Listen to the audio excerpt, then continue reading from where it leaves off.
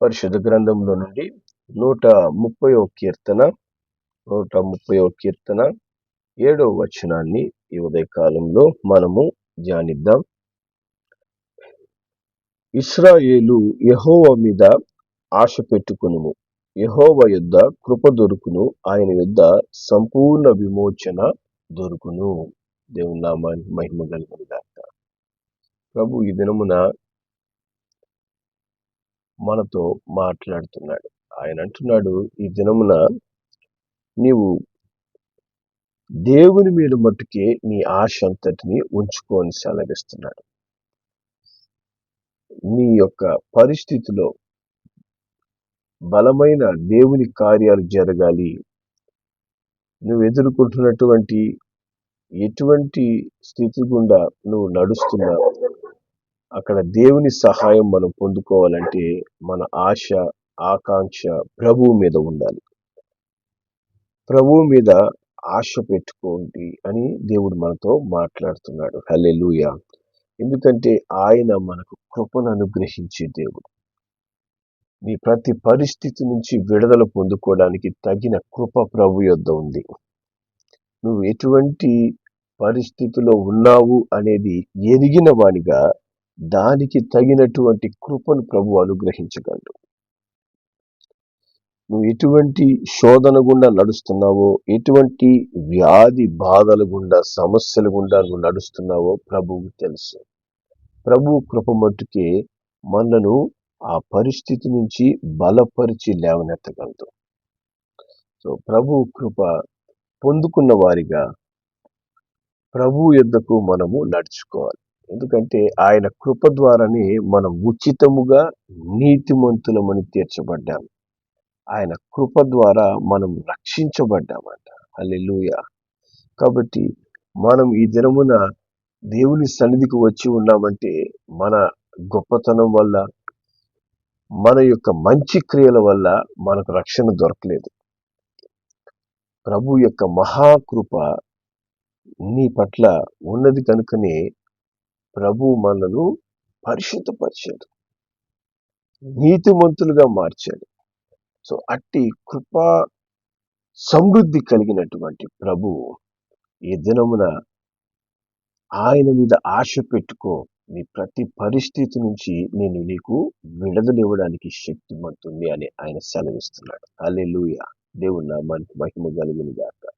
ఈ దినమున ఎవరి మీద ఆశ పెట్టుకొని, ఎవరిని నమ్ముకొని నువ్వు కృంగిపోయినావు, దిగులు పడుతున్నావు.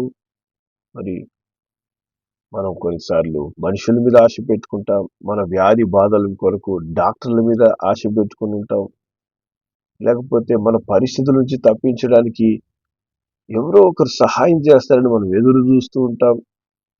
దేవుడు అంటున్నాడు, వాటన్నిటినీ నీకు తగిన కాలంలో సరిచేయగలిగినటువంటి వ్యక్తిని, అనుగ్రహించగలిగిన వ్యక్తిని నేను మాత్రమే అంటాను. ఎందుకంటే ఆయన కృప ద్వారా ఈ దినమున మనము దేవుని బిడ్డలుగా ఈ లోకంలో, ఈ సమాజంలో మనం జీవించగలుగుతున్నాం. ఆయన కృప లేకపోతే మనము వ్యర్థులం. సో దేవుని కృప పొందుకున్న వారిగా దేవుని యొద్ద మట్టుకే దొరుకు ఆ సంపూర్ణ విమోచన మీద మనం ఆధారపడాలి. 1 తిమోతికి వ్రాసిన పత్రిక 2వ అధ్యాయం, 1 తిమోతి 2వ అధ్యాయము 6వ వచనంలో దేవుని వాక్యము ఈ విధంగా సెలవిస్తుంది. ఈయన అందరి కొరకు విమోచన క్రయధనముగా తన్ను తానే సమర్పించుకున్నాడంట. హల్లెలూయా. దేవుని నామానికి మహిమ కలుగును గాక. ప్రభువైన యేసుక్రీస్తు నీ ప్రతి పరిస్థితి నుంచి నిన్ను విమోచించడానికి, నువ్వు ఎదుర్కొంటున్నటువంటి ప్రతి స్థితి ఆయన ముందుగానే ఎరిగి 2000 సంవత్సరముల కిందటే నిన్ను, నీ కుటుంబమును రక్షించుటకు విమోచన క్రయధనముగా తన్ను తాను, తన శరీరమును, తన ప్రాణమును, తన రక్తమును కాచి ఆయన విమోచన క్రయధనాన్ని చెల్లించి ఉన్నాడు. హల్లెలూయా. ప్రభువు యొక్క విమోచన నీకు ఎప్పుడు సిద్ధంగా ఉంటుంది. ఎందుకంటే ఆ విమోచన క్రయధనముగా తను తాను ఆయన ముందుగానే అప్పగించుకొని ఉన్నాడు. హల్లెలూయా. నీ ప్రతి పరిస్థితి ఆయన సామర్థ్యానికి, ఆయన శక్తికి మించింది కాదు. ఎందుకంటే నీ ప్రతి పరిస్థితి నుంచి తప్పించడానికి ఆయన తను తానే విమోచన క్రయధనముగా ముందుగానే సమర్పించుకొని ఉన్నాడు. హల్లెలూయా, దేవుని నామానికి మహిమ కలుగును గాక. ఈ దినము నువ్వు ఏ పరిస్థితి గుండా నడుస్తున్నావో ఆ పరిస్థితిలో నేను బలపరచుటకు, విడిపించుటకు ప్రభువైన యేసు తను తాను శిలువ మీద అప్పగించుకున్నాడు. హల్లెలూయా, దేవుని నామానికి మహిమ కలుగును గాక. కాబట్టి సమస్తము ఎరిగిన దేవుడు నిన్ను విమోచించుట కొరకే ఆయన తను తాను అప్పగించుకున్నాడనే సత్యాన్ని నువ్వు ఎప్పుడైతే గ్రహిస్తావో ఆయన ఎదుగు నువ్వు పరిగెత్తుకొని వస్తావు. హల్లెలూయా. ఎవరైనా మనకు సహాయం చేయడానికి ఆయన సిద్ధంగా ఉన్నాడు, మరి వారి ద్వారా మనకు సహాయం దొరుకుతుంది, వాళ్ళు మనకు సహాయం చేస్తామని చెప్పారు అన్నప్పుడు మనకు ఎంత సంతోషం వస్తుంది. ఆ వ్యక్తుల ఎందుకు మనం వెళ్ళాలని మరి రాత్రి నుంచి ఎదురు చూస్తుంటాం. ఎప్పుడు ఉదయం అవుద్దా వాళ్ళ దగ్గర వెళ్ళి ఆ యొక్క మేలు పొందుకుంటామా అని. వాళ్ళ దగ్గర మనకు సహాయం దొరుకుతుందంట. వాళ్ళు మనకు మాట ఇచ్చేశారు. యేసుప్రభు అంటున్నాడు, నీకు విడుదల ఇవ్వడానికి, నీ కుటుంబాన్ని రక్షించడానికి, నీ ప్రతి పరిస్థితిలో ఒక విమోచనను కలగజేయడానికి నేను ముందుగానే విమోచన క్రయధనముగా నన్ను నేనే అర్పించుకున్నాను. హల్లెలూయా, దేవుని నామానికి మహిమ కలుగును గాక. మరి ఆయన యొద్ద మనకు సంపూర్ణ విమోచన. ఈ లోకంలో మనం పొందుకునే విడుదల మరి కొన్ని విషయాల్లో, కొన్ని పరిస్థితుల్లో మనం విడుదల పొందుకోగలం. కానీ ప్రతి పరిస్థితిలో నీకు విడుదల, ప్రతి ఒక్క వ్యాధి బాధలలో నీకు విడుదల, నీకు మానసికమైన, శారీరకమైన మరి ప్రతి పరిస్థితిలో నీకు విమోచన కలగజేయగలిగిన వాడు ప్రభువైన యేసుక్రీస్తు మాత్రమే. అందుకే ఆయన విమోచన గురించి వాక్యం ఏం చెప్తుందంటే సంపూర్ణ విమోచన. హల్లెలూయా. ఈ సంపూర్ణత, పరిపూర్ణమైన విమోచన ప్రభువైన యేసు దగ్గరే దొరుకుతుంది. అందుకే దేవుని వాక్యం చెప్తుంది, ఎవరైతే క్రీస్తు వద్దకు వస్తారో వారు నూతన సృష్టిగా మారిపోతారు. పాతవి గతించిపోతాయి, సమస్తము నూతనమవుతాయి. హల్లెలూయా, దేవుని నామానికి మహిమ కలుగును గాక. ఒక పరిపూర్ణమైన విడుదల నీ జీవితంలో ఇంకా కలగడం లేదు అనంటే ఆ సంపూర్ణ విమోచన ఇచ్చే యేసు యొద్దకు మనము సంపూర్ణంగా రాలేదు. పరిపూర్ణంగా ఆయనని నీ ప్రతి పరిస్థితిలో నువ్వు స్వీకరించగలగాలి. నీ సమస్యలన్నిటికీ జవాబు యేసయ్య ఉంది. హల్లెలూయా. నీ ప్రతి పరిస్థితికి విడుదల యేసయ్య దగ్గర దొరుకుతుంది. సంపూర్ణ విమోచన అనే పదంలోనే నీ సమస్యలన్నిటికీ జవాబు ఉంది. నీ పరిస్థితులన్నిటికీ విడుదల. ఈ పరిస్థితి దేవుని వల్ల సాధ్యపడదు అని నువ్వు అనుకుంటున్నావు, నువ్వు అనుకోవచ్చు. కానీ ఆ పరిస్థితిలో నిన్ను తప్పించడానికి దేవునికి సాధ్యం. నువ్వు ఎదుర్కొంటున్న ప్రతి పరిస్థితిలో ప్రభు సమర్థుడైన దేవుడిగా నేను తప్పించగలను. ప్రభు సమర్థుడు. హల్లెలూయా. నీ జీవితంలో ఇంకా ఏ బలహీనతలు, ఏ పరిస్థితులు, ఏ వ్యక్తులు, ఏ విధమైన బంధకాలు, ఏ విధమైన శాపము, ఏ విధమైనటువంటి సమస్యల వలయము నిన్ను చుట్టుకొని ఉన్నా వాటన్నిటి నుంచి తప్పించడానికి విమోచన క్రయధనమైన యేసు నీ కోసం ఎదురు చూస్తున్నాడు. హల్లెలూయా. ఆయన వైపు మనం చూడగానే తెలుసుకోవాల్సింది ఏంటంటే, నా విమోచన క్రయధనమైన యేసు నేను నీకు విడుదల ఇవ్వడానికి, నీ పరిస్థితి నుంచి తప్పించడానికి నేను ఎదురు చూస్తున్నాను నీ కోసం అని యేసు తన చేతులు చాపి ఉంటాడు. హల్లెలూయా, దేవుని నామానికి మహిమ కలుగును గాక. అట్టి సంపూర్ణ విమోచన పొందుకోవడానికి ఎందుకు మనం తడువు చేస్తున్నాం? ఎందుకు ఆలస్యం చేస్తాం? ఒక వ్యక్తి దగ్గర ఒక చిన్న సహాయం దొరుకుతుందంటేనే మనము వెంటనే సిద్ధపడి పరిగెడతామే. నీ జీవితానికి అవసరమైన ప్రతి విషయంలో విడుదల, ప్రతి పరిస్థితిలో విడుదల ఇవ్వడానికి యేసు ఎదురు చూస్తున్నాడు ఈ ఉదయకాలం. నా మీద నువ్వు ఆశ పెట్టుకో, నీ పరిస్థితులన్నిటిలో నుంచి తప్పించడానికి నేను నీ కొరకు విమోచన క్రయధనముగా అర్పించుకున్నాను కాబట్టి నీ ఆశ నా మీద ఉంచు అంటున్నాడు. హల్లెలూయా.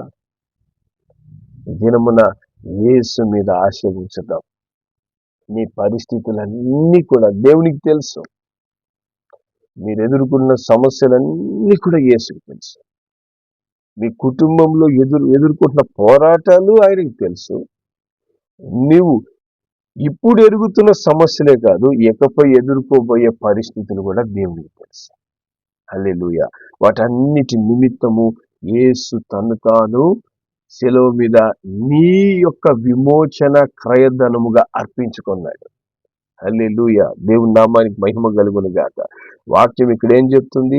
ఈయన అందరి కొరకంట, విమోచన క్రయధనముగా నా కొరకు మట్టుకే కాదు, మనందరి కొరకు, సకల మానవాళి కొరకు, సకల మానవాళి ఎదుర్కొనే ప్రతి పరిస్థితి నుంచి విమోచించడానికి యేసు ప్రభు తన్ను తానే, దేవాది దేవుడైనటువంటి ఆయన తన్ను తాను తగ్గించుకొని వచ్చి మనకు విడుదల ఇవ్వడానికి ఆయన అప్పగించుకున్నాడు. హల్లెలూయా. దేవుని నామానికి మహిమ కలుగును గాక.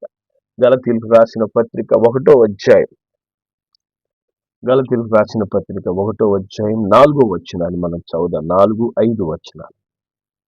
మన తండ్రి అయిన దేవుని చిత్త ప్రకారం క్రీస్తు మనలను ప్రస్తుతపు దుష్ట కాలములో నుండి విమోచింపవలనని మన పాపముల నిమిత్తము తను తాను అప్పగించుకొనెను.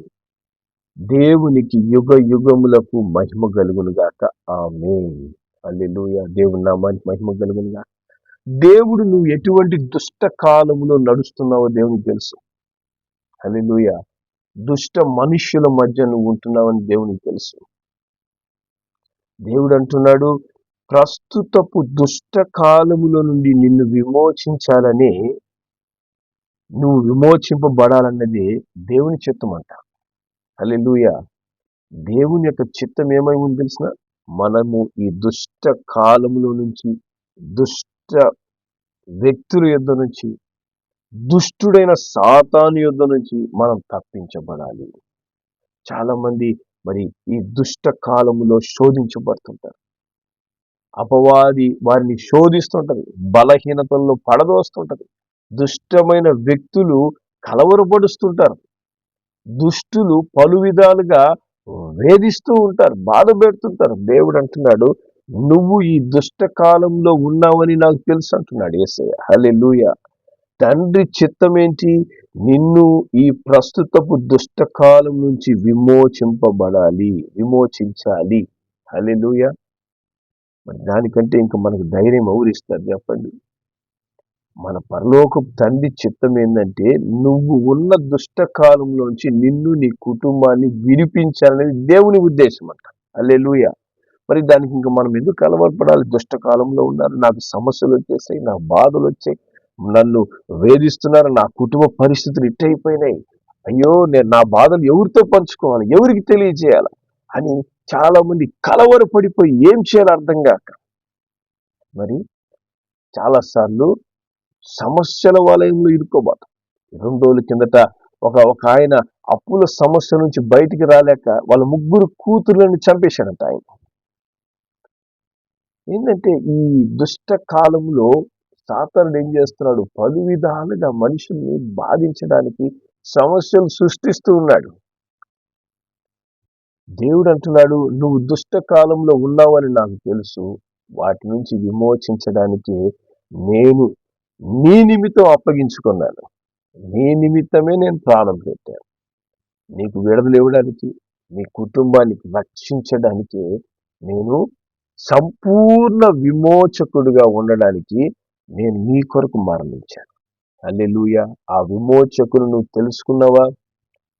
ఆ విమోచకుని యొద్దకు, ఆ సంపూర్ణ విమోచన ఇచ్చే దేవుని యేసయ్యను నీ సొంతం చేసుకొని ఉంటే ఇవన్నిటి నుంచి మీ కుటుంబం ఎప్పుడో తప్పించబడిపోయింది.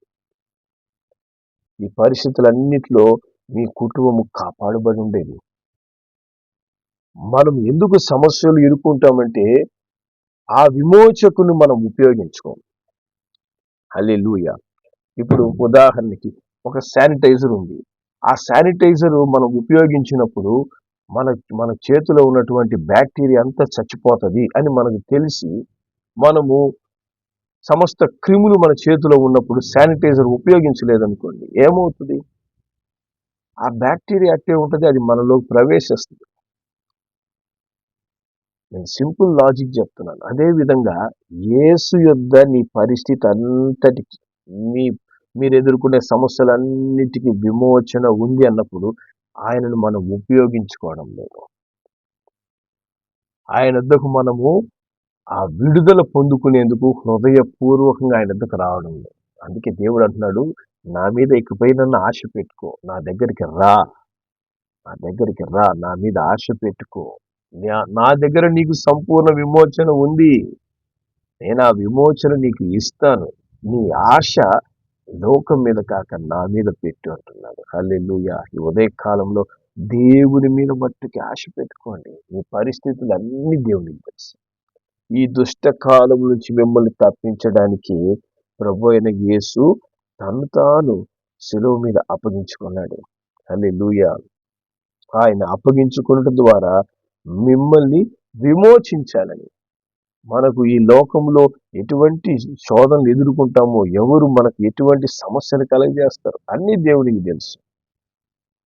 ఎప్పుడైతే మనం యేసు వెంట నడుస్తూ ఉంటామో ఈ పరిస్థితులన్నీ కూడా అలాగే పక్కకు తొలగిపోతాయి. ఎందుకంటే ప్రభు మనకు రక్షకుడై ఉన్నాడు. హల్లెలూయా. దేవుని నామానికి మహిమ కలుగును గాక. మొదటి కొరింథీయులకు రాసిన పత్రిక 1వ అధ్యాయం. మొదటి కొరింథీయులకు రాసిన పత్రిక 1వ అధ్యాయము 31వ వచనం మనం చదువుదాం. అతిశయించువాడు ప్రభువునందే అతిశయింపవలెను అని వ్రాయబడినది నెరవేరినట్లు దేవుని మూలముగా ఆయన అనగా ప్రభు అయిన యేసుక్రీస్తు మనకు జ్ఞానము, నీతి, పరిశుద్ధత, విమోచన అయ్యాడు. హల్లెలూయా. దేవుని నామానికి మహిమ కలుగును గాక. దేవుని మూలముగా ప్రభు అయిన యేసు మనకు జ్ఞానమవుతున్నాడంట. ఈ దుష్టకాలంలో ఏ విధంగా జీవించాలనే జ్ఞానము ప్రభు అయిన యేసుతో సహవాసం చేసినప్పుడు మనం పొందుకుంటాం. నీ విమోచకుడైన యేసుని నీ సొత్తుగా చేసుకున్నప్పుడు దేవుడు ఆ జ్ఞానం ఇస్తాడు. అందుకే జ్ఞానము లేక నా జనులు చెరపట్టబడుతున్నారు అంటారు దేవుని వాక్యం. జ్ఞానము లేక నా బిడ్డలు నశించిపోతారు. ఎందుకని? యేసుని నీ సొత్తుగా చేసుకో, అప్పుడు దేవుడే నీ జ్ఞానం అవుతాడు. ఆయన నీకు జ్ఞానం ఇస్తాడు ఈ దుష్టకాలంలో ఎలా ఉండాలి అని. ఆయన నీకు నీతి అవుతాడంట. హల్లెలూయా. అంటే నీతిగా జీవించడం మనకు నేర్పిస్తాడు యేసయ్య. నీతి కలిగి మాట్లాడేందుకు, నీతి కలిగి ప్రవర్తించేందుకు, నీతి కలిగి జీవించేందుకు యేసు మనకు ప్రతి దినము సహాయం చేస్తాడు. నీతిమంతుడైన యేసు పాపులమైన మనందరి నిమిత్తము సెలవులో ప్రాణం పెట్టి మనల్ని ఉచితంగా నీతిమంతులుగా చేశాడు. హల్లెలూయా. కాబట్టి ఆయన వెంట మనం నడిచినప్పుడు మనకు నీతిగా జీవించడం నేర్పిస్తాడు, పరిశుద్ధతనిస్తాడంట మనకు. హల్లెలూయా. దేవుని నామానికి మహిమ కలుగునుగా. పరిశుద్ధుడైన దేవుణ్ణి అపవిత్రముగా ఆరాధించడానికి ఎప్పుడు కూడా దేవుడు అంగీకరించడు. ఆయన ఎదుట పరిశుద్ధత ఉంది. చూడండి, ఒక అన్యులు ఒక గుడిలోకి వెళ్ళేటప్పుడు వాళ్ళు ఏం చేస్తారు?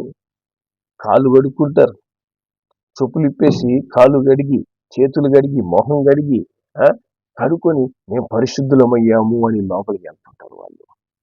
అరే, కాళ్ళు చేతులు కడిగితే ఏం పోదు, హృదయంలో ఉంది మలినం. దీన్ని పరిశుద్ధపరచగలిగిన వాడు ప్రభు అయిన యేసుక్రీస్తు. ఆయన అంతరంగములో శుద్ధినిచ్చి పరిశుద్ధపరుస్తాడంట. ఒక వ్యక్తిని నూతన పరచగలిగేది మనం కాలు కడుక్కుంటే కాదు, హృదయాన్ని కడుక్కోవాలి. తన రక్తముతో ఆయన కడిగి వేస్తాడు మనల్ని. హల్లెలూయా. ఆయన రక్తముతో మన హృదయాన్ని కడిగి మనల్ని పరిశుద్ధపరిచి పరిశుద్ధులైన దేవుని సన్నిధికి మనం నడిపించుకుంటాడు. హల్లెలూయా. దేవుని నామానికి మహిమ కలిగిన గాక. మనల్ని పరిశుద్ధపరచగలిగేవాడు ప్రభువైన యేసుక్రీస్తు మట్టుకే. ఆయన మనల్ని పరిశుద్ధపరిచి మన పరిపూర్ణ విమోచన అవుతాడంట ఆయన. ఆయనే జ్ఞానము, నీతి, పరిశుద్ధత అయి ఉండి మనను పరిపూర్ణంగా విమోచించి మనము దేవుని చిత్త ప్రకారముగా జీవించేందుకు ఈ దుష్ట కాలంలో మనకు సహాయం చేస్తాడు. హల్లెలూయా. ఈ దినము నీ ఆశ ఎవరి మీద పెట్టుకొని ఉన్నావు? నీ కుటుంబము ఎవరి మీద ఆశపడుతుంది? దేవుని మీద ఆశ కలిగిన కుటుంబం అయితే మనం ఉదయకాలంలో ప్రభు సన్నిధిలో కనిపెడతాం. దినమంతా ప్రభు చిత్త ప్రకారంగా జీవించడానికి ఆశపడతాం. ఆయన చేస్తున్న మేలన్నిటిని బట్టి ఎప్పుడు కృతజ్ఞత కలిగి మనం ఉంటాం. నీవు అన్ని పరిస్థితుల్లో ప్రభు అయిన యేసుని నీ సొత్తుగా, నీ విమోచకుడుగా నువ్వు ఉపయోగించుకోవాలి. హల్లెలూయా. ఎందుకంటే నేను విమోచన క్రయధనంగా నన్ను నేను అప్పగించుకున్నాను. మరి నన్ను మీరు మీ విమోచకుడుగా నమ్మి నన్ను ఉపయోగించండి. నమ్మి నన్ను స్వీకరించండి. మీ జీవితంలోకి ఆహ్వానించుకోండి అని ఆయన ఉచితంగా నీకు ప్రతి విషయంలో విడుదల ఇవ్వడానికి ఎదురు చూస్తున్నాడు. మరి ఆయన్ని మనము స్వీకరిస్తున్నామా? ఆయన సహాయాన్ని పొందుకుంటున్నామా? ఆయన సహాయాన్ని పొందుకున్నప్పుడే సంపూర్ణ విమోచన. నీ జీవితంలో కొన్ని విషయాల్లో విడుదల కాదు, అన్ని విషయాల్లో విడుదల, అన్ని పరిస్థితుల్లో విమోచన ఇవ్వడానికి యేసు విమోచన క్రయధనంగా అప్పగించుకున్నాడు. హల్లెలూయా. ఈ దినము అట్టి విడుదల పొందుకోవడానికి యేసు యొద్దకు మనం కుటుంబంగా వద్దాం. నేను ప్రార్థన చేశాను కాబట్టి నా కుటుంబం విడుదల పొందుకోవాలి, లేకపోతే వాళ్ళు ప్రార్థన చేస్తారు కాబట్టి నాకు దేవుడు కార్యం చేయాలి కాదు. కుటుంబముగా విమోచన కొరకు మనం ప్రభు యొద్దకు రావాలి. హల్లెలూయా. దేవుడు అందరి కొరకు విమోచన క్రయధనంగా అప్పగించుకున్నాడు. నీ కొరకు మట్టుకే కాదు, నీ కుటుంబంలో ఉన్న ప్రతి ఒక్కరి కొరకు, నీ సొంత వారి కొరకు, ప్రతి ఒక్కరి కొరకు. కాబట్టి ప్రభు సన్నిధిలో ప్రార్థన చేయండి. అవకాశం ఉన్నప్పుడు అందరూ ప్రభు యొద్దకు వచ్చి ఆ విడుదలను పొందుకోండి, ఆ రక్షణను పొందుకోండి. యేసును మనం ఉపయోగించుకుంటేనే విడుదల. ఉపయోగించుకోకపోతే ఉపయోగించిన శానిటైజర్ లాగా పక్కన ఉంటుంది. మనం ఆ మురికి నుంచి బయటికి రాలేం, ఆ విడుదల పొందుకోలేం. ప్రస్తుత దుష్ట కాలం నుంచి నిన్ను విమోచించడానికి యేసు రక్షకుడిగా వచ్చాడు. హల్లెలూయా. ఆయన మన విమోచకుడు. ఆయన యందు మనం ఆశ పెట్టుకుందాం. ఆయన దగ్గర దొరికే పరిపూర్ణ విమోచన, శారీరకంగా, మానసికంగా, ఆత్మీయంగా అన్ని విషయాల్లో విడుదల ప్రభు యందు పొందుకుందాం. దేవుడు అట్టి కృప మనకు దయచేయునుగాక. ప్రార్థన చేద్దాం. పరిశుద్ధులైన మా తండ్రి, కృప కలిగిన మా నాయన, ఈ ఉదయ కాలంలో నాయన నీ బిడ్డలమైన మేము ఎదుర్కొంటున్న ప్రతి పరిస్థితిని మీరు ఎరిగిన దేవుడిగా మాకు సంపూర్ణ విమోచన ఇవ్వడానికి విమోచన క్రయధనముగా మిమ్మల్ని మీరు అప్పగించుకున్నారు యేసయ్య. మీరు మా విమోచకుడుగా, సంపూర్ణ విమోచకుడైనందుకు స్తోత్రం చెల్లిస్తున్నాం. మా ప్రతి పరిస్థితిని నాయన ఆ పరిస్థితుల నుంచి విమోచించడానికి మీరు శక్తిమంతుడయ్యా. నాయన మీ యందు మట్టుకే మేము నిరీక్షణ ఉంచి నీ యొద్ద దొరికే ఆ కృప పొందుకోవడానికి, నీపై మేము ఆశ పెట్టుకోవడానికి మాకు నేర్పించండి. ఎప్పుడు యేసయ్యా అంటున్నైనా నీ యొద్ద దొరికే ఆ సంపూర్ణ విమోచన కొరకు నైనా కనిపెట్టుకునే కృప మాకు దయచేయండి అయినా తండ్రి. ఈ వర్తమానం వింటున్న ప్రతి ఒక్కరి జీవితంలో సంపూర్ణ విమోచన వారికి కలుగునుగాక. ప్రభువు యందు నిరీక్షణ ఉంచుట ద్వారా ఆ మేలు నీ బిడ్డలు అనుభవించుదురుగాక. మీరు కుటుంబాల్లో పరిస్థితులు మారునుగాక. దేవుని కార్యాలు వారి జీవితాలు బలముగా నెరవేరి అయినా మీరే ఆ ఇంటికి యజమానిగా, వారి కుటుంబానికి రక్షకుడిగా, విమోచకుడిగా ఉండి ఆశీర్వదించమని యేసు నామములో ప్రార్థిస్తున్నాను తండ్రి. ఆమేన్.